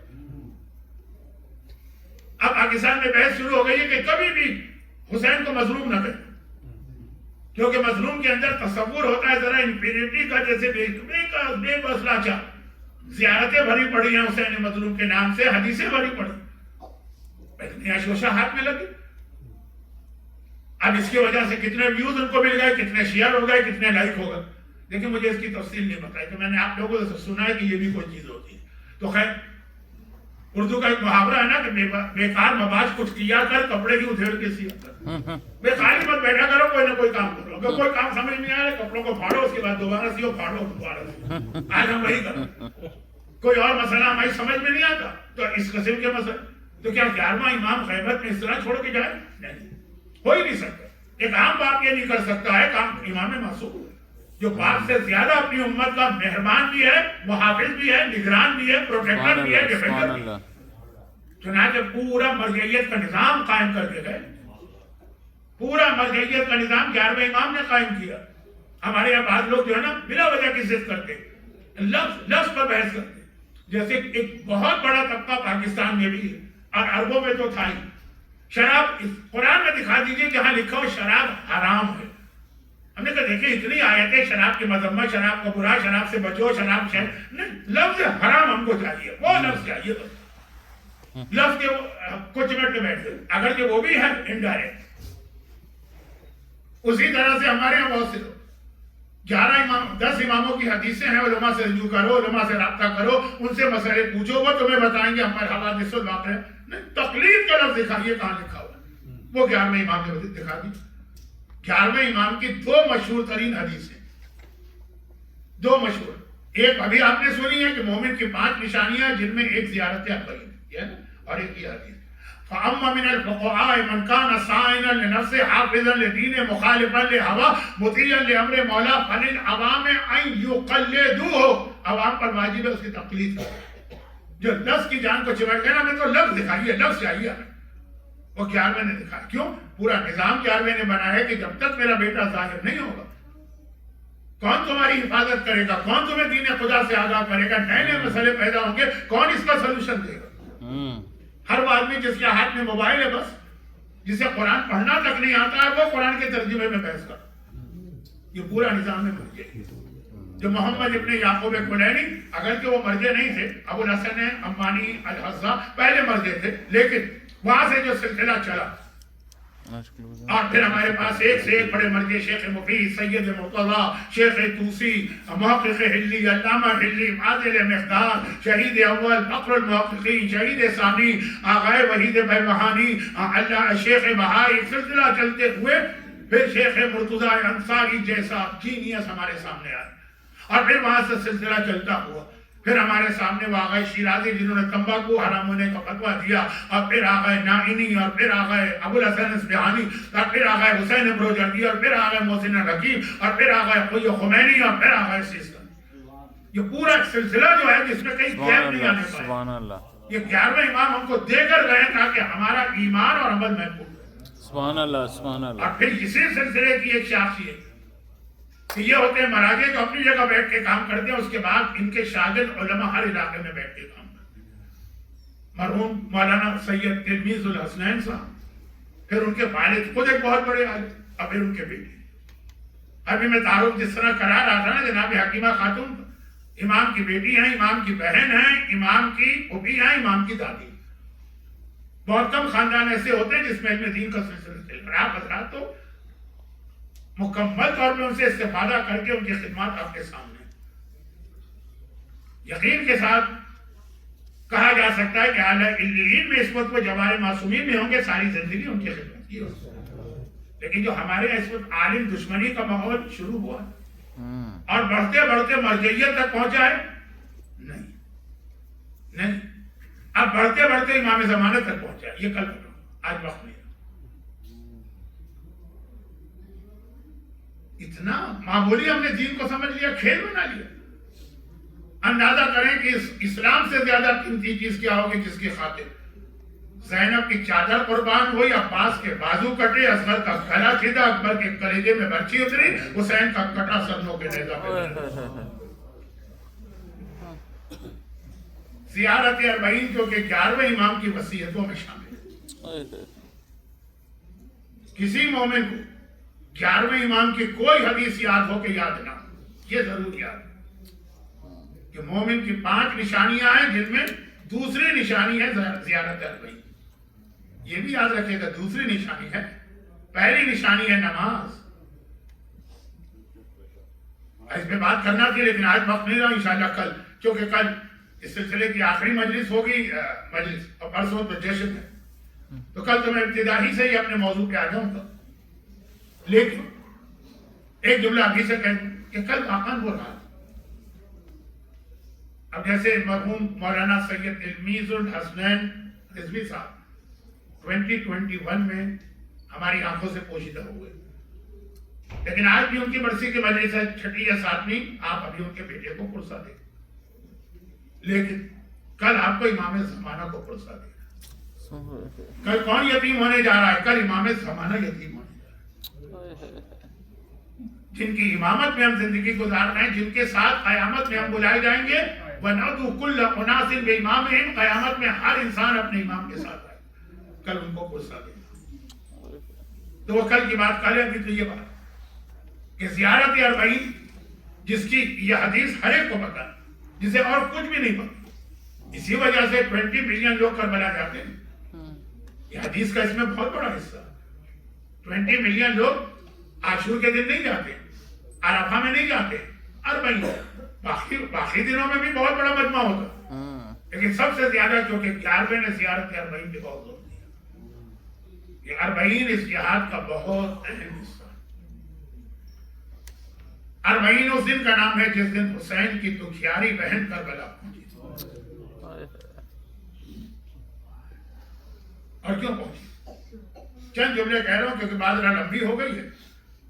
11ویں امام کی حدیث کی وجہ سے چند جملے اربعین کے مسائل کے پڑھ رہا ہوں. شہزادی زینب نے کربلا کا واقعہ شروع ہونے سے پہلے 28 رجب کو جب حسینی قافلہ چلا، وہاں سے 2 محرم کو کربلا پہنچا. اس دوران 2 یا 3 مرتبہ ایک جملہ ارشاد فرمایا، لیکن ایسا جملہ تھا جس پہ عمل نہیں کیا. دشمن کہہ سکتا کہ آپ زینب کا بہت بڑا رتبہ بتاتے ہیں. ذرا دیکھ لیجیے اس جملے. وہ کیا جملہ؟ اس سفر کے درمیان ابھی کربلا نہیں، مدینے میں اور مکے بعض بہت ہی مخلص لوگ، خاندان کے لوگ، خاندان کے وہ بوڑھے کہ جن کو حسین کربلا نہیں لے جا رہے، وہ آگے حسین کو مشورہ دے دے. اب یہ خاندان کے بوڑھے وہ ہیں جو علی کے زمانے میں جوان تھے، تو علی کے ساتھ وہ کوفہ رہ چکے ہیں. اور الفاظ الگ الگ ہیں، میں تو مختصر نقل بالمعنی کرتے ہوئے ان کا مفہوم بتا رہا ہوں. حسین چلو اگر جانا ہی، پہلے تو کوشش کی تھی روکنے کی، اگر جانا ہی ہے تو جاؤ، عورتوں کو لے کے نہ جاؤ. بے وفاؤں کا شہر ہے کوفہ، دغابازوں کا شہر ہے کوفہ، وہاں پہ مناسب نہیں ہے اپنے ساتھ ان عورتوں کو لے کے جانا. اب حسین نے جو جواب دیے وہ آپ نے سنا ہے، کبھی کہا نانا سے بات آئی جو کچھ، لیکن 2 دفعہ یہ جملہ ملتا ہے کہ اس سے پہلے کہ حسین جواب دے، پردے کے پیچھے سے زینب کی آواز آتی اے عبداللہ ابن عباس کے میرے بھائی کو مشورہ دے رہا ہے کہ زینب کی موت کا سامان کر رہا. کیا بھائی سے الگ ہو کے بہن زندہ رہ سکتی؟ ارے جس دن بھائی سے الگ ہوگی اس دن بہن کی بھی موت ہو جائے گی. یہ جملہ بھی ایک جگہ کہا کہ اگر تم زینب کو واپس لے جانے آئے ہو زینب چلے گی مگر زینب نہیں جائے گی, زینب کی میت لے جانا ہو. زینب کون ہے؟ صدیقہ طاہرہ ہے, کبھی غلط بیانی نہیں کر سکتی. ہماری آپ کی طرح نہیں ہے کہ چھوٹی سی چیز کو بڑا چڑھا کے پیش کر. تو جب عاشور کی سے پہر حسین نے آ کر کہا زینب بہن, حسین کا آخری سلام. آج 55 برس کا بھائی اور بہن کا ساتھ چھوٹ رہا. تو اس وقت زینب جو کہتی آئی تھی کہ میں مر جاؤں گی, تو اب دشمن کہے گا دشمن کی بات کرو, زینب مری تو نہیں. تو اس کا مطلب یہ ہے کہ جو بار بار باتیں کر رہی تھی وہ خالی زبانی باتیں تھی. نعوذ باللہ, دشمن کی بات کر رہا ہوں, دشمن کا پوائنٹ آف ویو. اس کا جواب کیا؟ اس کا جواب میں یہ دیتا ہوں کہ زینب مر گئی. جب حسین نے کہا کہ میں جا رہا ہوں خدا حافظ, یہ تصور کر, جب تصور بھی نہیں رہا تو حقیقت بن گیا. جب اصغر بھی شہید ہو گیا نا تب حسین جا رہے ہیں نا. زینب مر گئی, مرنے کا عمل شروع ہوا. حسین کے اگلے جملے نے مرتی ہوئی زینب کو زندہ کر. حسین کا اگلا جملہ یہ تھا کہ زینب میں اب جا رہا ہوں, ساتھ چھوٹ رہا, اب میرا جہاد مکمل کرنا تیرے ہاتھ میں. اب یہ ذمہ داری میں تیری لگا رہا ہوں کہ جہاد کو مکمل کرنا. بھائی یہ جو جملہ سنا کہ بھائی کا جہاد مجھے مکمل کرنا, مرتی ہوئی زینب کو ایک نئی زندگی اس جملے نے دی. اب دیکھیے آپ کہ کس طرح زینب نے بھائی کا جہاد مکمل کیا. کہ جو اکثر ایک جملہ آپ سنتے ہیں, اشعار بھی پڑھے گئے کہ مرتے ہوئے اسلام کو حسین نے زندہ کیا اور حسین کے مشن کو زینب نے زندہ کیا. لیکن آسان نہیں ہے, آسان نہیں ہے. کربلا کے جہاد کا مشکل ترین مرحلہ کون سا ہے؟ میں کیا اور میرا گیس کیا, آپ کیا اور آپ کی عقل کیا. سجاد سے پوچھا گیا, اصل جملہ کل آئے گا لیکن پوچھا گیا تھا مولا اس پورے جہاد میں مشکل ترین مرحلہ کیا تھا؟ کہا الشام. کوفے اور شام کے بازاروں اور درباروں میں جانا اور ایسے ذلیل دشمنوں کے بیچ میں جا کے پیغام آتے ہیں. دشمن کی بھی قسمیں ہوتی ہیں. یہ زینب ہی کا حوصلہ تھا اور زینب نے ایک مرتبہ یہ جہاد مکمل کیا. لیکن وہی ایک جملہ جو میں نے جناب حذیفہ کے حوالے سے کہا وہ پھر دوہرا, جہاد مکمل کیا. اب بتائیے ایک چیز, ہیومن سائیکولوجی کو ذہن میں رکھیے. زینب جب کربلا سے چلی تھی بھائی کا لاشا جلتی ریتی پہ پڑا, بے بور و کفن, نہ کفن ملا ہے نہ دفن کیا گیا. لیکن اس وقت حسین زینب کو لے جایا گیا. زینب کا دل تو کربلا میں اٹکا ہوگا, پتہ نہیں اب تک میرا بھائی کس حالت میں ہے, دفن ہوا کہ دفن نہیں. تو جیسے ہی رہائی ملی زینب کو کہنا چاہیے تھا سجاد بیٹا پہلے کربلا چلے. گئی کربلا, لیکن کہا نہیں, پہلے 3 دن ہم شام میں ٹھہرے. یہاں اور بعض روایتوں میں 40 کا لفظ بھی ہے, میں 40 کی بحث میں نہیں پڑھتا. جو بہن اپنے بھائی کا جلتی ریتی پہ بےگور اور کفن لاشا دیکھ کر آئی, اس کا تو دل چاہے کہ پر لگے اور میں اڑ کے دوبارہ جاؤں اور دیکھوں کہ اب لاشا کس حال میں. اور رہائی ملنے کے بعد یہ کہہ رہی ہے مجھے ابھی شام میں ٹھہرنا. کیوں؟ اس لیے کہ زینب کے خطبات, سجاد کے خطبات شام کے مردوں کو بدل چکے, ابھی شام کی عورتوں کو بھی بدلنا. خالی مردوں کی تبدیلی سے دین نہیں بچتا. زینب نے کہا کہ ہمیں مکان لے کے دیا جائے جس میں ہم اپنے لوٹے ہوئے گھر کا ماتم کریں, اور اس مکان میں صرف عورتیں آئیں گی شام کی, پرسہ دینے کے لیے آئیں گی, ماتم کرنے کے لیے آئیں گی, لیکن اسی پرسے اور ماتم میں پورے کربلا کا جہاد بتا دیا جائے. اور عجیب جملہ ہے کیونکہ ایام اضحیٰ کی آخری گھڑی تھا. عجیب جملہ. جب یزید نے کہا تھا سجاد میں آپ کو رہا کرتا ہوں, سجاد نے کہا کہ کربلا میں جب سے میرا بابا مارا گیا بغیر پھوپھی زینب کے مشورے کے میں نے ایک قدم نہیں اٹھایا. اللہ, یہ زینب کا رتبہ ہے کہ امامت زینب سے مشورہ مانگتی ہے اور زینب کے مشورے پہ عمل کرتی. آج پھوپھی اماں یزید یہ کہہ رہا, زینب نے کہا بیٹا اس سے کہہ دو ہماری 3 شرطیں مانے گا تو ہم رہا ہوں گے, ورنہ نہیں رہائی نہیں چاہیے. اچھا ایک بات تو بتائیے, شرطیں ہارنے والا لگاتا ہے کہ جیتنے والا لگاتا ہے؟ خود زینب کا شرطیں لگانا بتا رہا ہے کہ زینب جو ہمارے عقیدے میں تو ہمیشہ جیتی ہوئی, یزید بھی مان رہا ہے وہ جیتی, اور یزید شرطیں قبول کر رہا ہے تو گویا یزید بھی مان رہا ہے کہ میں ہار گیا. لیکن جو جملہ میں کہہ رہا ہوں آپ نے 2 مہینے 8 دن عزاداری میں حصہ لیا, آنسو بہائے, غم کیا. ذرا اس کی اہمیت سمجھیں اس مسائل کے جملے سے. زینب نے کہا بیٹا ہماری پہلی شرط یہ کہ جب سے کربلا سے میں چلی اپنے ماں جائے کا ماتم نہیں کر سکی, ہمیں ایک مکان دے کے دیا جائے جہاں ہم ماتم کریں. یہ کون زینب کہہ رہی؟ یہ وہ زینب کہہ رہی جو اتنی پیاسی ہے کہ نماز شب بیٹھ کے پڑھتی ہے قید خانے میں. پھوپھی اماں آپ کی نماز بیٹھ کے کیوں پڑھ رہی؟ کہا کہ آنے والے غذا اور پانی اتنا کم ہے کہ میں اپنا حصہ بھی بچوں کو دے دیتی ہوں. اور آج کمزوری کی وجہ سے زینب کے بدن میں نماز شب کے لیے کھڑے ہونے کی طاقت ہے. یعنی زینب پیاسی, یعنی زینب کے بچے پیاسے. زینب کو کہنا چاہیے تھا پہلے ہمارے بچوں کے لیے کھانے اور پانی کا انتظام کیا جائے. زینب نے کہا میں پیاسی ضرور ہوں, پانی کی پیاس نہیں ہے, ماتم کی پیاس ہے, آنسوؤں کی پیاس. زینب نے بتایا کہ مومن بھوکا رہ سکتا ہے, پیاسا رہ سکتا ہے, حسین پر آنسو بہائے بغیر نہیں رہ سکتا. کہ 2 مہینے 8 دن آپ نے زینب کا دل خوش کیا. اور جب زینب نے اس مکان کا انتظام کرا لیا تو اس مکان کے اندر زینب نے صفحہ ازا جو بچھائی تو کس طرح بچھائی؟ کہ ہماری دوسری شرط یہ کہ ہمارے شہیدوں کے کٹے ہوئے سر دیے گئے. اب یہ کٹے ہوئے سر آئے, سوچئے جب قاسم کا کٹا سر آیا ہوگا میں فروا کی دل میں کیا قیامت ہوگی, جب اکبر کا کٹا سر آیا ہوگا میں لیلا کی کیا حالت ہوگی. اور پتہ نہیں وہ جو روایت بعض علماء پڑھتے ہیں جب اس پہ عمل ہوا ہوگا, علی اصغر کا ننھا سا کٹا ہوا سر آیا ہوگا تو رباب کے دل پہ کیا قیامت ہوگی. ہر بیوی اپنے اپنے وارث کا سر اپنی گود میں لیتی ہے, لیکن آخری کٹا ہوا سر آیا, جیسے ہی سر نظر آیا ساری بیویاں پہلے تو ادب اور احترام سے کھڑی ہو گئی, اس کٹے ہوئے سر کا رخ کر کے زیارت پڑھی, السلام علیکہ یا ابا عبداللہ, السلام علیکہ یا ابن رسول اللہ. اور پھر زینب نے کٹا سر اپنی گود میں لیا. اب دیکھیں جب شام کی عورتیں آنے لگی ہوں گی تو ہر ایک نے پوچھا ہوگا نا, سب ایک جگہ سے جمع نہیں ہوئی ہوں, کچھ فرما کے بعد بیٹھی ہوں گی, بی بی یہ 13 سال کے بچے کا چمکتا ہوا چہرہ یہ سر کیوں کاٹا گیا؟ کوئی لیلا کے پاس بیٹھی ہوگی, ارے 18 سال کا جوان چاند کی طرح چمک رہا ہے, اس کا سر کیوں کاٹا گیا؟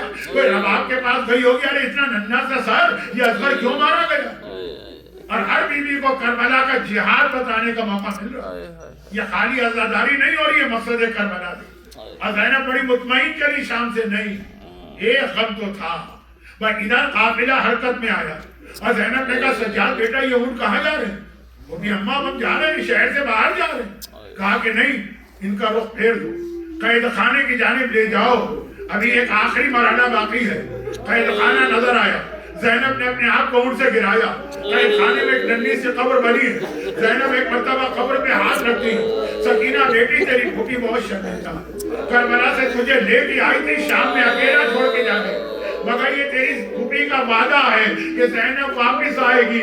بیٹی سکینہ گھبرانا نہیں, میں قیامت تک تیرے ساتھ یہی کروں.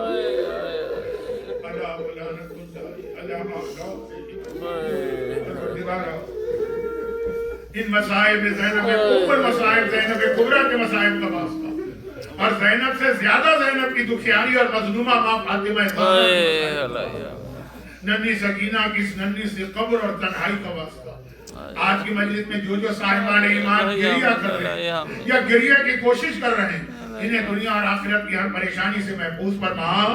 صفحہ ازا پر بیٹھنے والوں کو ان کی تمام حاجتوں کو پورا فرما, ان کے تمام مرحومین کی مغفرت فرما, ہمارے بیماروں کو شفاء کاملہ عطا فرما. دنیا بھر میں آج بھی جہاں جہاں مظلوم شیعان حیدر کرار مظالم کا نشانہ بن رہے ہیں, ان مومنین کی مال, جان, عزت و آبرو اور اولاد کی حفاظت فرما, ظلم کرنے والوں کو نیست و نابود فرما. جن مرحوم کی برسی کی وجہ سے مرحوم حجت الاسلام مولانا سید تلمیذ الحسنین رضوی عالیہ علین میں انہیں مولا کائنات اور مولا عباس اور مولا حسین کے ساتھیوں میں شامل فرما, اور ان مظالم کے انتقام کے لیے انہی کے وارث, انہی معصومین کے وارث فرزند زہرا امام زمانہ کے ظہور میں حاضر. ربنا تقبل منا انک انت السمیع العلیم.